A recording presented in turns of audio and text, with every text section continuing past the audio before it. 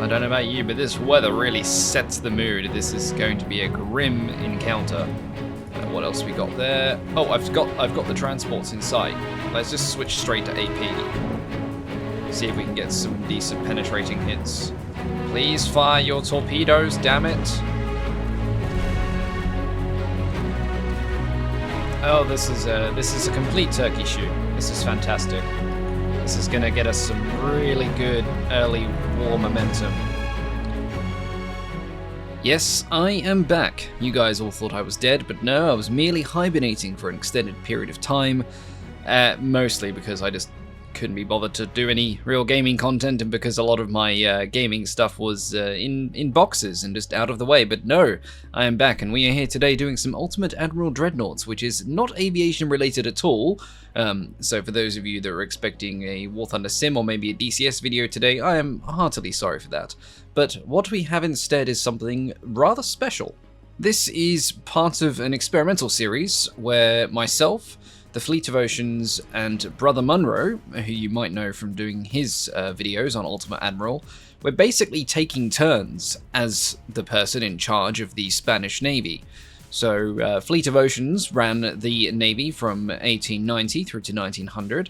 I'm going to run it from 1900 to 1910. Brother Munro will go from 1910 to 1920. Fleet of Oceans takes over from then, and it rinses and repeats until the campaign is basically done. As far as we're aware, no one's actually attempted to do this, so this is technically, I think, hopefully is a first for Ultimate Admiral. But let's do a quick recap on what happened last time with the majestic Spanish Navy in all of its ahistorical glory, because we've definitely done things a bit differently than what happened before. Thus far, there has been no naval conflict with America at all, whatsoever. Or anything brewing on that nature, but we are currently at war with Austo-Hungary. So we're currently over here blockading them, those damn dastardly Austrians hiding in the Adriatic. We've had to come to them. They didn't come out to us, which is a bit rude. And we're also in the process of pacifying Morocco. So that's a nice way of saying colonizing, isn't it? Pacify? No, it's really not. But anyway, we're in the process of invading Morocco, and our fleet is currently off the coast providing bombardment support. Now, Fleet's tenure was notable for two very specific things. Firstly, quite conservative and economic ship design so that we could get the Navy built as big as possible, as quickly as possible, which has put us in a really, really strong position because we currently have an active fleet of 91 ships, including 10 battleships and 12 heavy cruisers, which for 1900 for Spain is very good indeed. The other notable part of Fleet's policy was a very aggressive research program. So until I took over, basically he beelined battleship technology. Unfortunately, while this has put us in a really good position battleship-wise, we are technically behind in general because other research policies suffer. So anyone who was interested in building cruisers or destroyers in the research office of the Spanish Navy are quite sad at the moment, but that is going to change with my tenure. The first T-Lord has officially entered the building. Fleet of Oceans has retired to his villa to just watch the scenes from the southern coast of Spain, and we are going to hopefully lead our navy to victory against the Austrians, and then we have some plans for some other shenanigans as well, which will reveal themselves in time, no spoilers. We are slightly losing money, however, so we will need to look at the financial situation later. For now, we're good. We're only losing 2.5 million a month, and we've got 129 million in the bank, so it's not too bad right now, but that is something to keep an eye on.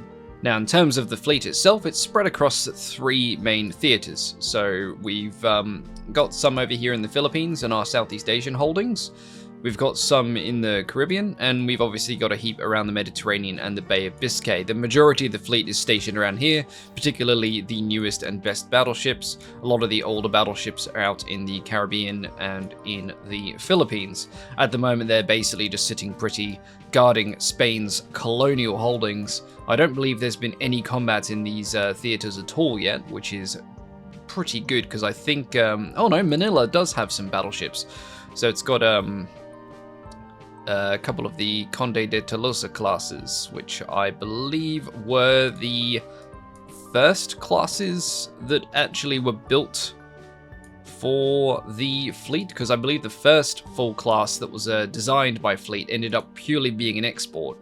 Yeah, the Fermi class was an export, and then the Conde de Tolosa was the first one that Spain introduced. So, they're there, and we've got our main fleet here blockading, which I believe includes the Fleet of Oceans. Yes, so this is the current flagship of the fleet.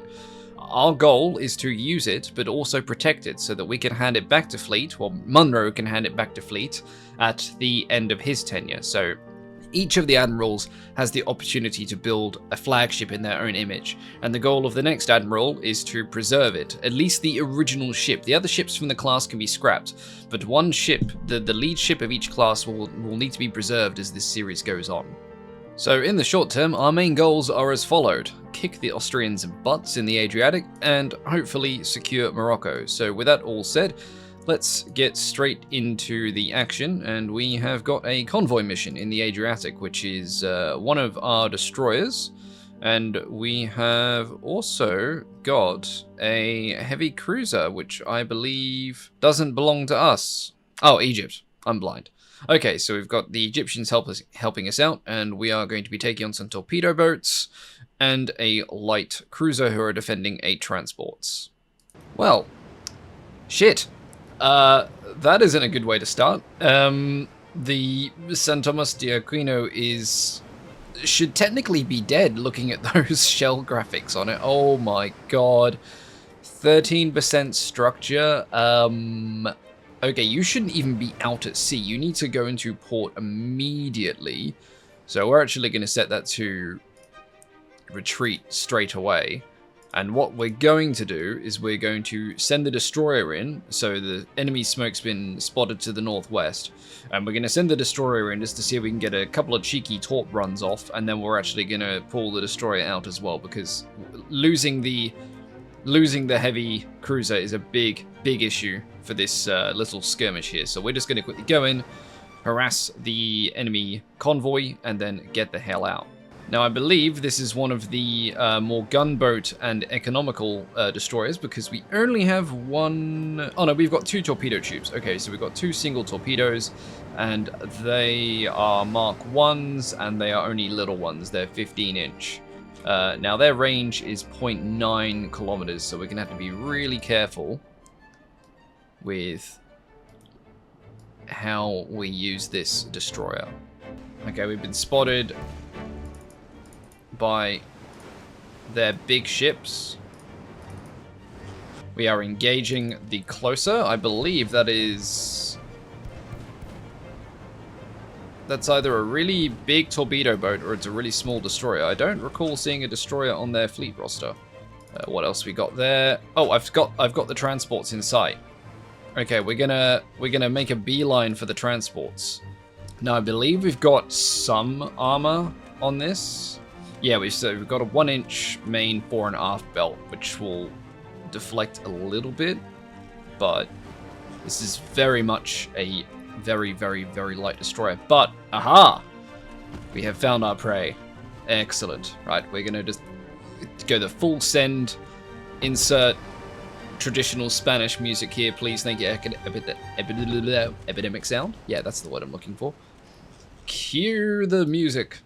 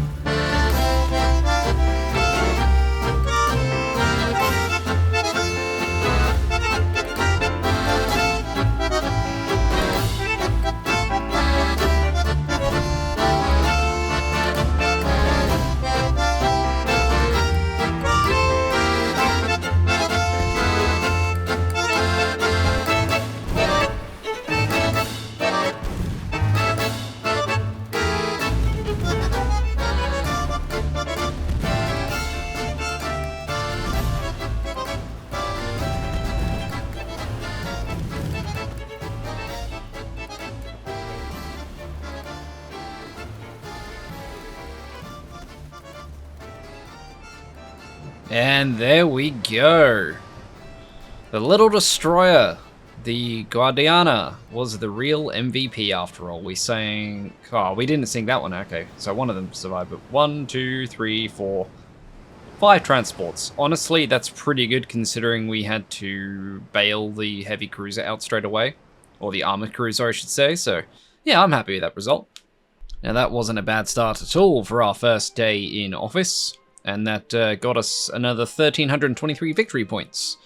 So we have got a considerable lead now. We've got double the victory points of Austo-Hungary, and we're also blockading them with a serious tonnage advantage, which is good. Okay, the invasion of Morocco is doing well, with our fleet supporting from the coast. Now, our financial monthly deficit is increasing, so we're going to have to start taking a look at our finances and figuring out what the biggest costs are. Fleet maintenance, surprise, surprise. We've also got crew training and transport capacity fully maxed out, so I think we're going to bring those both down to about 90-ish%, give or take, just to take the edge off. And see, that immediately takes us from negative 4 million to negative 869,000, which is a much nicer change.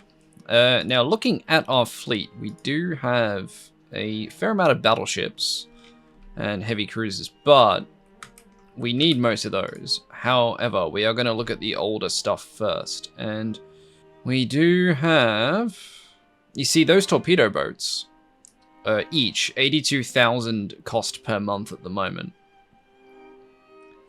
So losing some of those, and they're all in cutters, all of them. Is this just?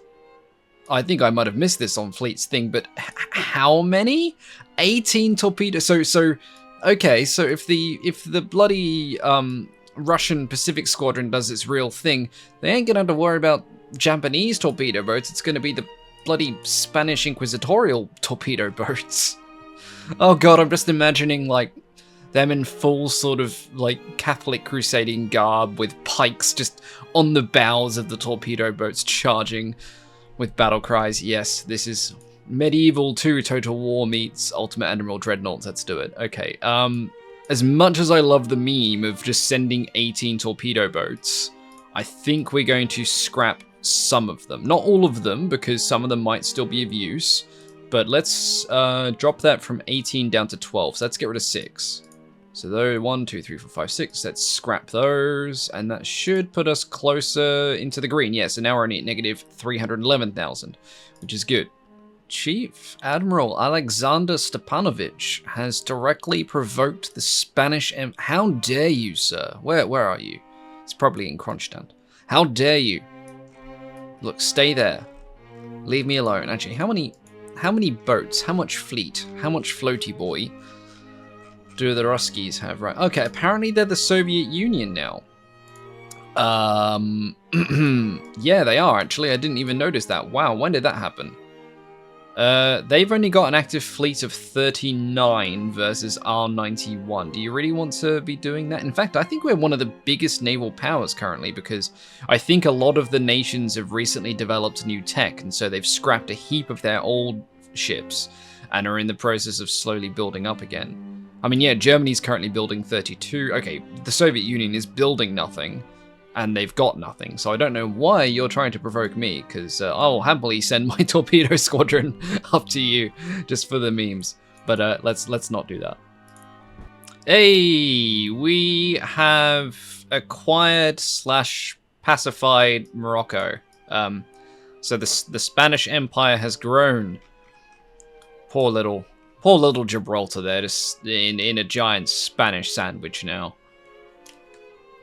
Okay, that is gonna do big things for us in the long run financially, because I believe, yeah, Morocco is worth a not inconsiderable amount actually, which is good, and they've got a pretty solid population. So that is going to be a big boon to us. So Operation Secure Morocco is complete. Which means we can probably put this fleet back in port so that it isn't just using up a ridiculous amount of fuel. So let's move you guys back. Actually, speaking of ports, we need to have a look and see which ports have got the biggest tonnage capacity. So I'm guessing Cadiz would be one of them. Yep. Valencia is not too bad. Barcelona is pretty solid, actually. I'm surprised Mallorca isn't as much, but I guess Port Mahon and that wasn't used as much as a naval base in the early 1900s. I don't know. I know the history of Port Mahon from the Napoleonic Wars and everything, mostly thanks to the Aubrey-Maturin series of books, but I don't know how much of an impact and how much it was used in the age of iron and steam. Now we do have a couple of minor, we have a single minor Central African holding, which has got nothing defending it, so that's a bit worrying, but I don't think we've got any real worry, because I don't think we're going to be at war with Germany anytime soon. No, we're actually on good terms with Germany, which is interesting, seeing as we're at war with Austo-Hungary, but there we go. I don't think we're going to be at much risk of going to war with England, but America and France are becoming a concern, as is China. China we can deal with. In fact, that could probably help us in the situation with the Philippines. America and France are both deeply concerning, mostly because France has done the France thing and they have 19 battleships. America's got a bit more of a balanced fleet. Now their GDP is the alarming thing, because especially the States. So our GDP is 17 bill, and our GDP growth is negative right now because I believe we're at war, which isn't ideal. So we're going to have to certainly watch how those relationships go, because as much as I would like to be at war with all of them at once, that would be the end of the fleet. We would get probably steamrolled. Oh, here we go. We have got a large encounter in the Mediterranean, in the central Mediterranean. The Austrians have come to the party, and we have met them. So we have got 2 battleships versus their single, but they have got 2 heavy cruisers, or armored cruisers, I should say at this point. And they have got, oh, actually tonnage-wise, this will be interesting, because they've got more tonnage in the water. But we do have 2 battleships, although I believe both of them are the Fermi-class ships, which Egypt are bringing into the fight. In fact, there's only one Spanish ship in here, and that's the MVP from the transport fight. This could actually not be a good time. We're going to have to play this very carefully. So they've got 1 battleship, but it has much bigger guns, because we've only got those little 9-inch guns, and that battleship's got 12.2s.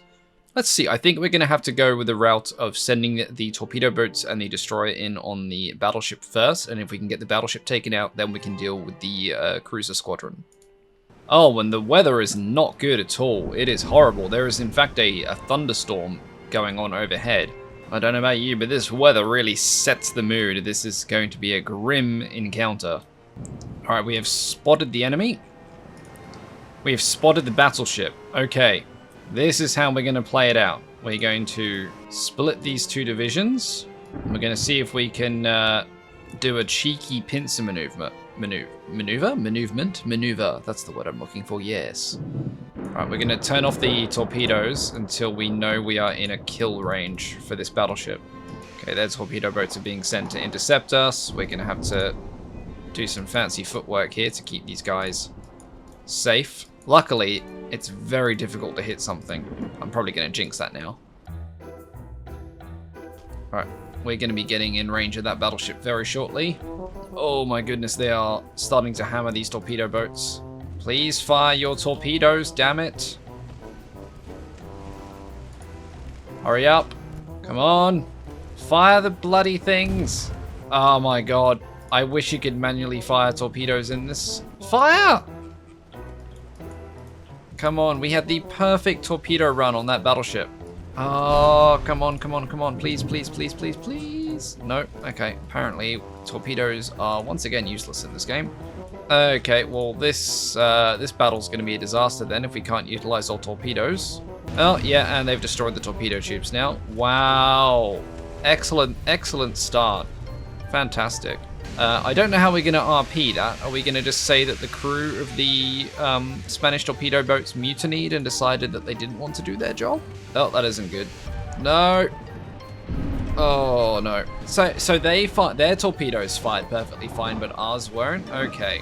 Okay, Game Labs. You do you, buddy. You do you. Oh, yeah, look. See, look, their torpedoes fired as well. Well, unless they were both duds. Alright, we are going to have to pull the fleet out. This is going to be a straight up retreat and a loss, I'm afraid. Which really sucks. But I wasn't counting on the game mechanics to still be a broken pile of hot trash when it came to torpedoes. So, we'll retreat from this fight and we will try again. But, oh, what an embarrassment for the Spanish fleet. Their torpedoes did not want to work today. And their guns also don't want to fire, apparently.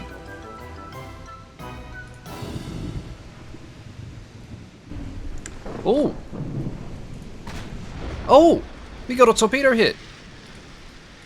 The San Isidro actually used its torpedoes. Wow! Oh no, cruiser. Why are you over there? Oh, you did the whole screen YOLO thing, didn't you? Oh, and you fired your torpedoes as well. Okay, that's interesting. Maybe the game heard my frustration. I don't know, but either way, we might be able to at least take down a light cruiser as penance. Oh. Oh, the battleship's on its own. Okay, we are going to engage the Sigismund at near on point blank range. What could possibly go wrong? Oh, and we hit him with the torpedo. Okay, so the battleship torpedoes are actually working, which is nice. Oh, look at that. Oh, that was a really big torpedo hit on the Sigismund. All right, we might be able to claw victory from the jaws of embarrassing defeat. That ship, the San Isidro, can't do more than about 12 or 13 knots, I don't think. That's fine. We might be able to just pepper this thing. Let's just switch straight to AP. See if we can get some decent penetrating hits. Oh, that was a solid hit. Oh, I think he's going to go down from that. Sink, you bloody Austrian. Don't make me ram you. Oh, actually, I think ramming might be unavoidable at this point. No, we're good. Oh, they've got good damage control. They're just keeping that thing afloat. Yes, the battleship is sunk. All right, I consider that a brilliant reversal. Right, let's just get them the hell out of here now. Oh god, the San Isidro. All right, let's detach you. Let's just detach you. Their cruisers have got some spicy torpedoes, as we've learned, and they don't seem to have many concerns about using them. Oh, good, fairly good long-range practice there, my boy.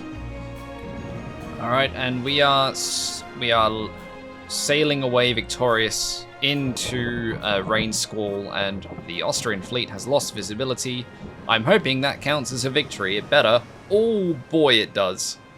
So we sank their battleship and their heavy cruiser and a light cruiser for the loss of 2 defective torpedo boats who didn't want to actually be torpedo boats. I consider that a very good win.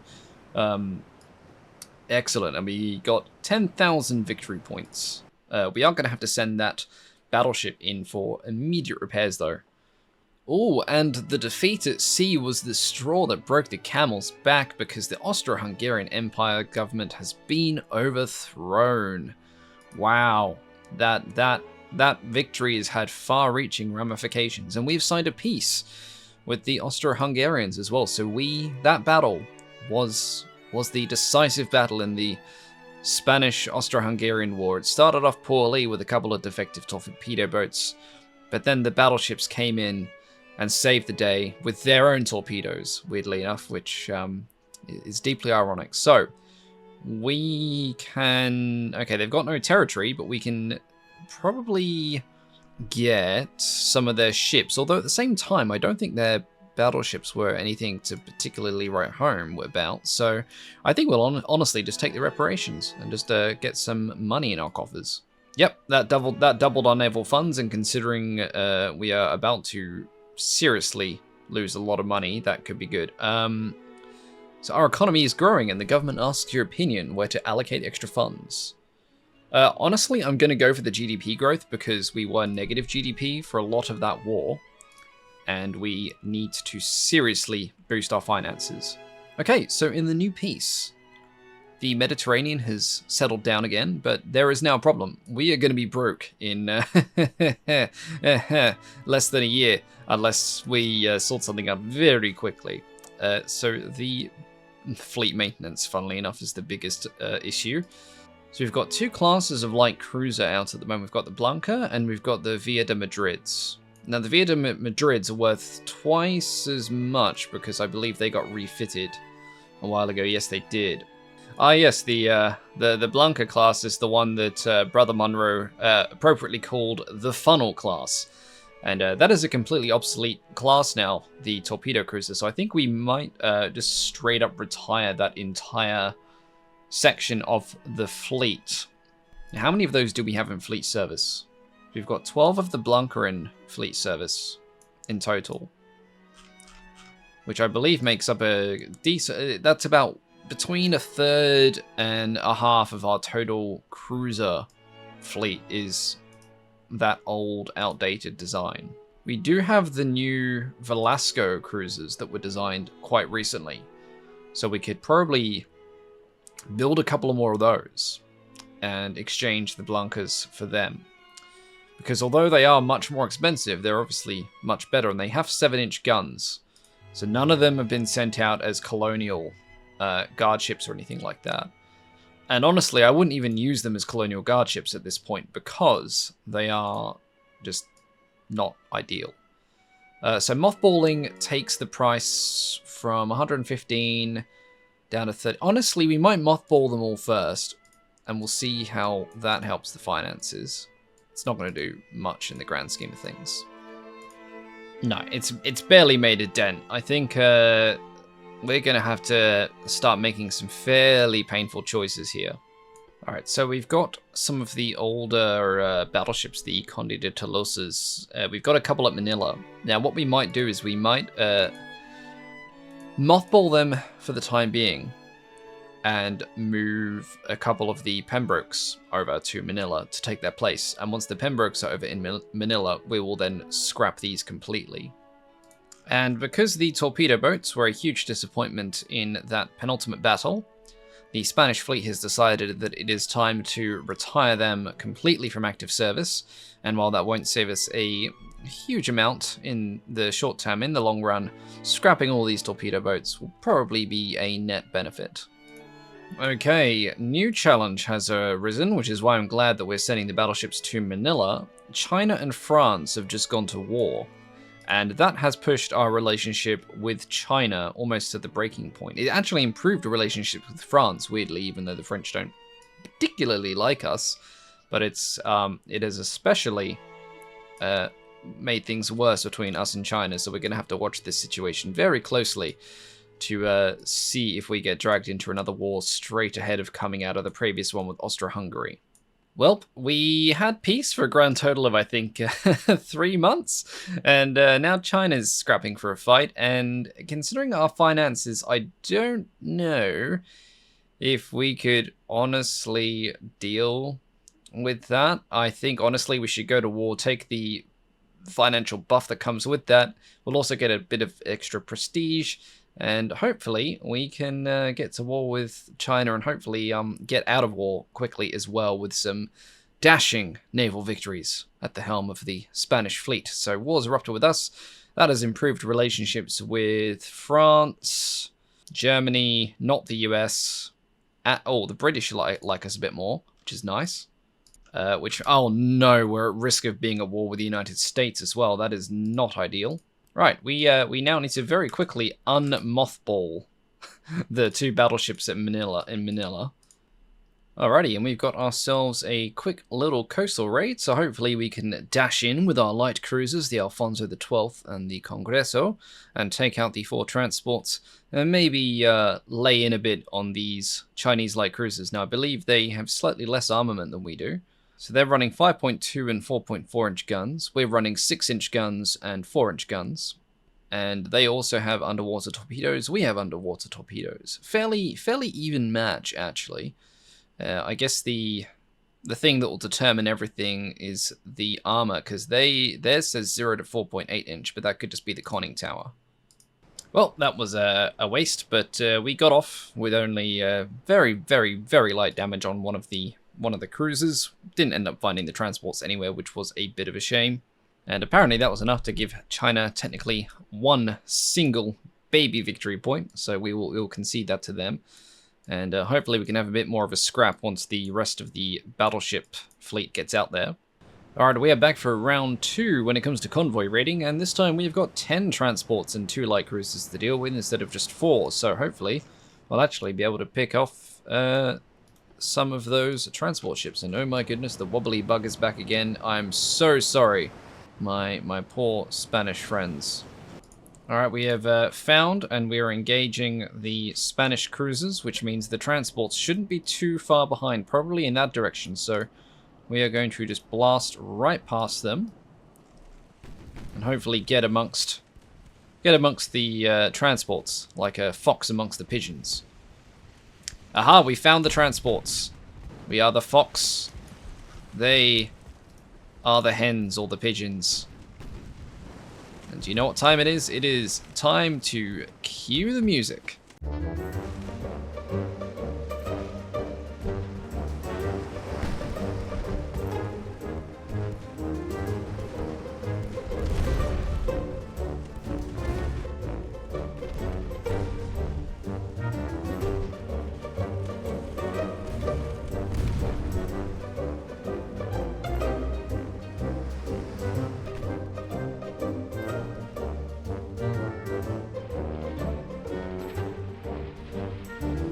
Oh, we've sent a torpedo straight towards it. Wonder if it's going to be another dart or if this is actually going to be an effective torpedo hit. I think it's going to sink before the torpedo gets there. Oh, no, the torpedo finished it off. There we go. We'll call that a realistic sinking.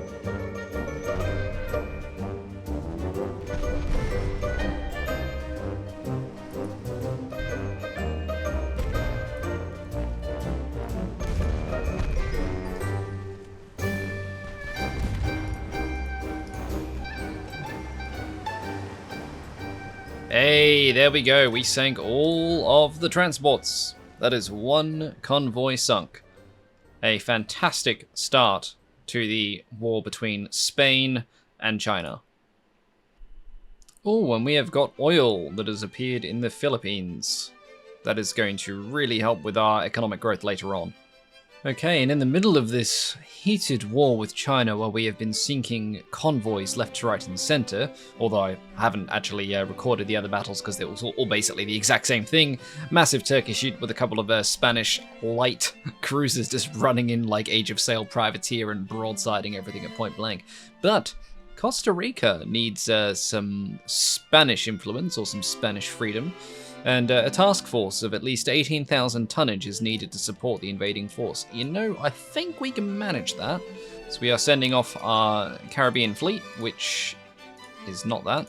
Sorry, there we go. We've got, I believe it's 2 of the Conde de Tolosa classes. Yes, 2 of those. A armored cruiser and a couple of light cruisers as well, which is something like double the tonnage requirement. So hopefully we'll be able to get Costa Rica fairly easily. Well, we won't jinx it, but we'll see how that plays out.